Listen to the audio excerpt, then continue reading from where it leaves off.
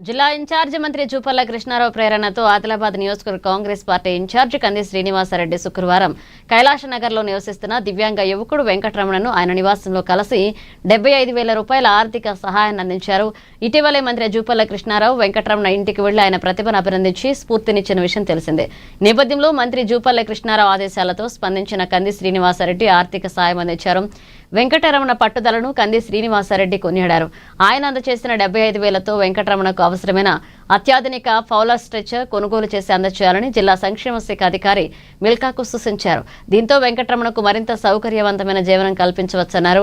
ఈ సందర్భంగా వెంకటరమణ మరింత ఉన్నత స్థాయికి ఎదగాలని ఆకాంక్షిస్తూ అవసరమైనప్పుడు తన వంతు సహకారం ఎల్లప్పుడూ ఉంటుందని కంది శ్రీనివాసరెడ్డి హామీ ఇచ్చారు.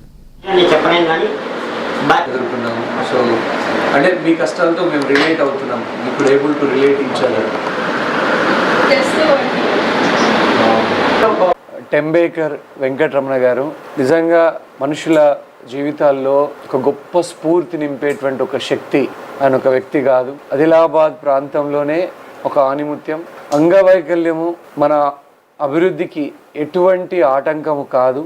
నిరంతరం స్ఫూర్తి చెందుతూ స్ఫూర్తి నింపుతూ ఎంతో ఉత్సాహంగా మన పనిని మనం చేసుకుంటూ పోతే గొప్పగా అన్ని రంగాల్లో రాణించవచ్చని నిరూపించినటువంటి వెంకటరమణ గారు ఈ రోజున్నటువంటి యూత్కి, యువకులందరికీ ఒక గొప్ప స్ఫూర్తి. వెనుకబడి నిరాశపడేటువంటి వ్యక్తులకి టెంబేకర్ వెంకటరమణ గారు ఒక స్ఫూర్తి నింపేటువంటి ఒక శక్తి.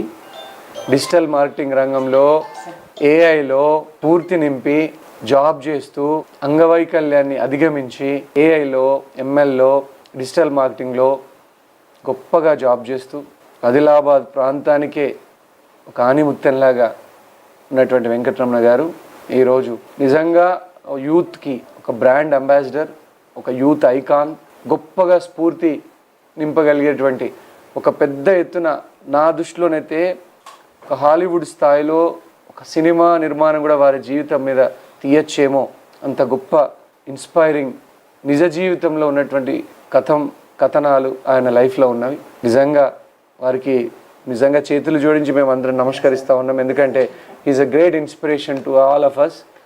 వారు ఎంతో స్ఫూర్తి నింపుతూ ఉన్నారు. వారిని స్ఫూర్తిగా తీసుకొని మనమంతా కూడా మన జీవితంలో అది లేదు ఇది లేదు అని భావించకుండా గొప్పగా ఎదగాలని, రాణించాలని. నిజంగా వెంకటరమణ గారి తల్లిదండ్రులు ఎంత కష్టజీవులు.